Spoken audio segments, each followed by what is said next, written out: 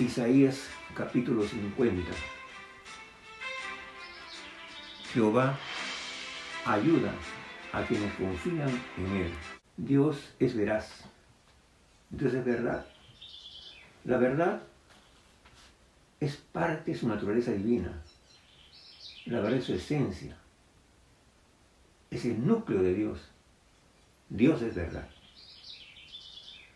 Pero también Dios es bueno.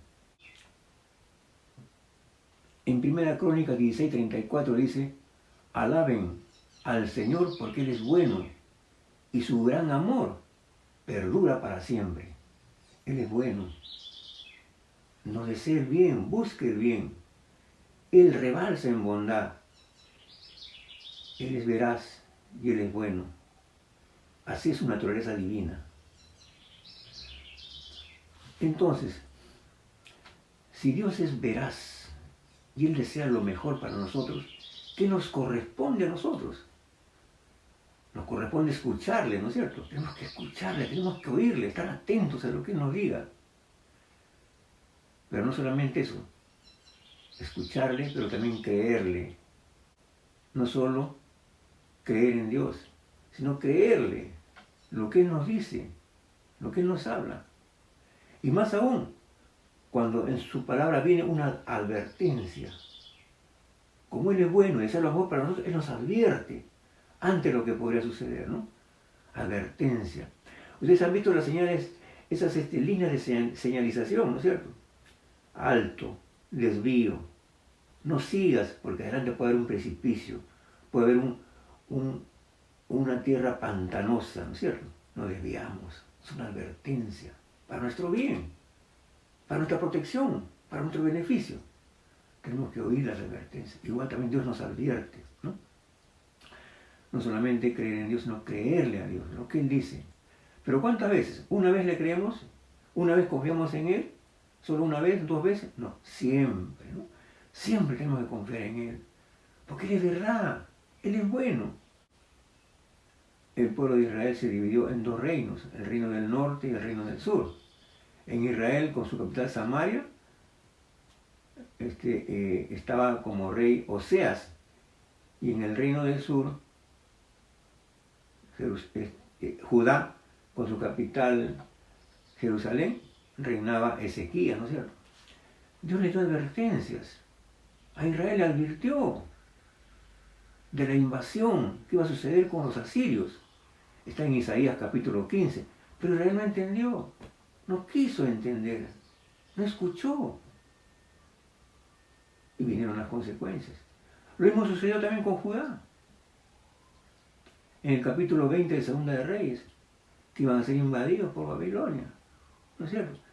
Pero así es. Muchas veces no escuchamos la voz de Dios. No escuchamos las advertencias. Y lo peor de todo, cuando vienen las consecuencias, ¿qué decimos? ¿Qué decimos? Dice la palabra en Proverbios 19:3, dice: la insensatez del hombre tuerce su camino, y luego contra Jehová se irrita su corazón. ¿Qué significa? La necedad del hombre, del ser humano, le hace perder el buen camino y luego le echa la culpa al Señor. Así somos todos nosotros. En el 4º año del rey Ezequías fue invadido Israel por los asirios, ¿cierto? Y los asirios convirtieron en siervo al rey Oseas, rey de Israel. Pero no entraron a Judá. Lo hicieron 10 años después, o sea, en el 14º año del reinado de Ezequías, entró Senaquerib, invadió todo Judá. Y después entró a Jerusalén. Y se burló del ejército de Judá. Se burló de Ezequías. Se burló de Dios. ¿Qué hizo Ezequías? Ezequías, siervo de Dios, hacía la voluntad de Dios, obediente a Dios. ¿Qué hizo? Se fue al templo de Jehová. Y buscó el rostro de Jehová. Y por boca del profeta Isaías él pudo librarse de Senaquerib. Y nunca más apareció en Siria. 185.000 guerreros de Sennacherib aparecieron muertos porque el ángel de Jehová intervino. Así bendice Dios cuando tú le obedeces, cuando es la voluntad de Dios. Pero lamentablemente hay que obedecer a Dios no una ni dos veces, siempre tenemos que servir a Dios.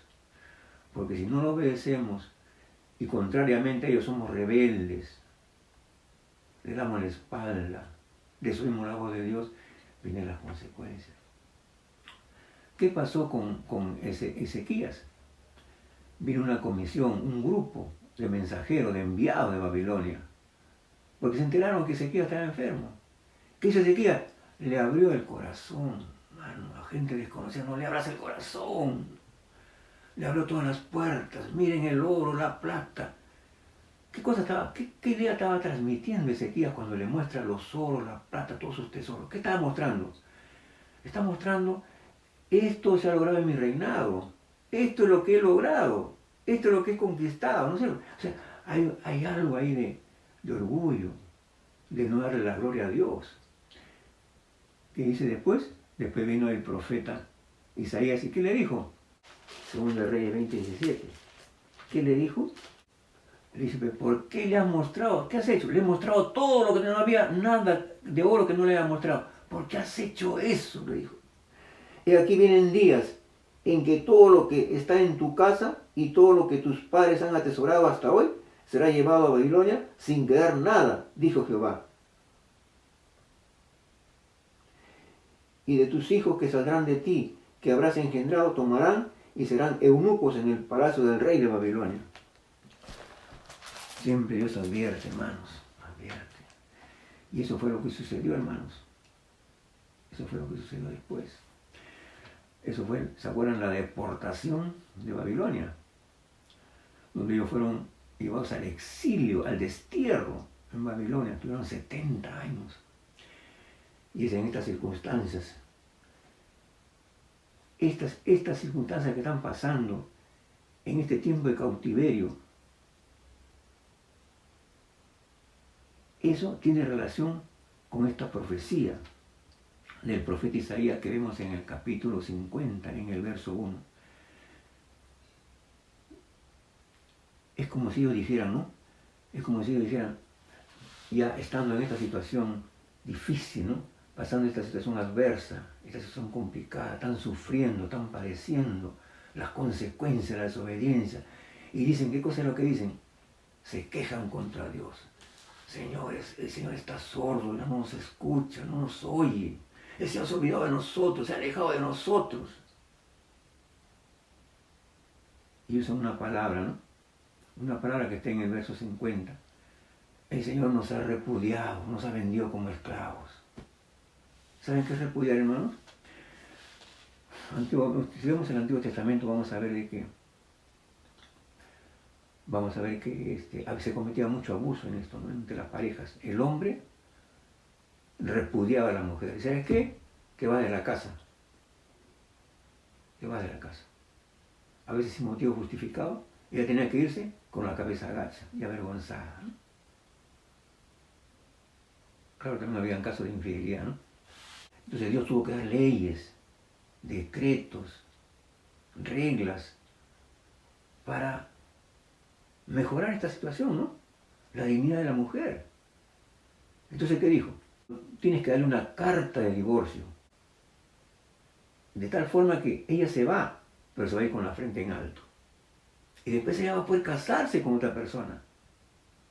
Entonces, está recuperando en cierta forma la dignidad de la mujer, ¿no es cierto? A eso le llamaban carta de divorcio, repudio, ¿no? Repudiar es rechazar, es dejar de lado, no darle importancia, no darle valor, así era considerada la mujer, ¿no? Entonces, esto cambió un poco la situación. Entonces, acá ellos están usando esos mismos términos. Señor, tú nos has repudiado. ¿Qué están diciendo? O sea, el Señor usa la relación entre Dios y su pueblo, la relación entre Dios y sus hijos, usa como símbolo la relación entre la pareja de esposos, entre el hombre y la mujer. Igualmente como también en el Nuevo Testamento nos enseña Cristo y su iglesia, ¿no es cierto? Cristo es el novio, la iglesia es la novia. Entonces, ellos dicen así, ¿no? Ya tú estás sordo, no nos escuchas, no nos tomas en cuenta, nos has repudiado, nos has vendido como esclavos y todavía gratuitamente. Le echan la culpa a Dios. Cuando los culpables somos nosotros mismos. En Isaías 51 dice el Señor, no crean que yo repudié a Israel, o sea, no crean que yo repudié al pueblo de Dios. Como un hombre repudia a su mujer. O que los vendía a ustedes como esclavos. Porque tuvieran deudas con algunos, yo no tengo deudas. No con nadie. Ustedes fueron vendidos porque pecaron. Israel, la madre de ustedes, fue repudiada. O sea, ustedes han sido repudiados porque ustedes fueron rebeldes. Bueno, en otra forma, para que se pueda entender mejor, israelitas, cuando vine a buscarlos no los encontré. Cuando los llamé no me respondieron. Yo no los abandoné, ni los vendí como esclavos para pagar deudas. Lo hice por causa de sus pecados, pero tengo el poder para salvarnos y rescatarlos. Eso es lo que le dice, hermano, ¿no? Entonces, bueno, el tiempo es bien breve, ¿no? Pero acá lo que quería yo más que nada señalar era de que siempre hay consecuencias cuando uno desobedece a Dios. Dios quiere bendecirnos. En la Biblia, en Deuteronomio, en muchos pasajes de la Biblia, habla de las bendiciones de Dios como resultado de la obediencia, pero también de las desgracias y las consecuencias cuando desobedecemos a Dios. Ahí no, pero no, lo voy a dejar ahí porque el tiempo no gana. Quiero entrar al verso 4, hermanos, que es importante. El siervo mesiánico. El siervo mesiánico. ¿Qué dice el verso 4? Miren lo que dice, Jehová el Señor me dio lengua de sabios para saber hablar palabras al cansado. Despertará mañana tras mañana, despertará mi oído para que oiga como los sabios. Jehová el Señor me dio lengua de sabios, sabiduría, lengua de sabios. La sabiduría por excelencia, la sabiduría absoluta, la sabiduría de Cristo. Acá está hablando de Cristo, del Señor. Mira lo que dice. Para hablar palabras al cansado. Palabras que nos ayudan en tiempo de la aflicción. Vengan a mí todos los que están cansados y trabajados, que yo os haré descansar. Acá se está refiriendo a Cristo, el Señor. Después, ¿qué más dice? En el verso 5 dice, me abrió el oído. ¿Se acuerdan cómo hacía la esclavitud, no es cierto? También ahí había esclavitud, ¿no? Entonces, ¿qué hacían? Dice, cuando el esclavo sea alguno de tu pueblo, al séptimo año lo dejarás libre. Lo dejarás libre a él. Pero ¿qué pasaba? Cuando el hombre era esclavo, en el tiempo que él era esclavo, conocía a una mujer, ¿no? Y se casaba con ella. Y después tenía hijos. Se cumplían los 7 años, entonces ya era libre. Pero su esposa y sus hijos se iban a quedar ahí. Iban a seguir siendo esclavos. Entonces, él hablaba con el patrón, con el amo, y decía, no, yo quiero quedarme. Quiero seguir servirte por mi esposa y mis hijos, para quedarme con ellos acá. Porque también tú me tratas bien y quiero continuar contigo. Entonces, ¿qué hacía el amo? Se iba y públicamente le hacía un hoyo en la oreja. Y entonces era su esclavo para siempre. Dependían. Entonces, Jesús, que tiene acá, Jesús nos está hablando de la dependencia de Dios, que se somete a Dios, se sujeta a Dios, como un siervo se somete a Dios. ¿Qué dice el verso 6? Mira, dice, di mi cuerpo a los heridores y mis mejillas a los que me mesaban la barba. No escondí mi rostro de injurias, de disputos. Hermano, este es el sufrimiento de Jesús durante su pasión, ¿no? En otra versión dice, ofrecí mis espaldas para que me azotaran y dejé que me arrancaran la barba. No retiré la cara de los que me insultaban y escupían. Y en Mateo 26, 67, ¿qué dice? Entonces le escupieron en el rostro y le dieron de puñetazos y otros le abofeteaban. Está hablando del Señor Jesucristo. Es una profecía mesiánica, del siervo Mesías. El sufrimiento del Cordero de Dios. Y aquí estoy terminando ya. Pero no puedo dejar de lado esto. El sufrimiento del Mesías. Sabemos cómo ha sido el sufrimiento de Cristo, ¿no? En Isaías 53, que dice, como cordero fue llevado al matadero. Dice que Él fue herido por nuestros pecados. Herido. Y es una palabra muy fuerte. Fue molido por nuestras transgresiones. Sabemos lo que es moler, ¿no? Cuando el ají está enterito, ¿no? Cuando lo sacamos de la planta. Cuando es molido, ¿qué cosa vemos de ese ají? Molido por nuestras transgresiones, molido por nuestros pecados, molido por nuestras culpas. Molido. ¿Cómo fue molido? Tan molido fue que ya no era atractivo, ya no queríamos estar con Él, no había parecer en Él, se le desconocía, no podíamos identificarlo.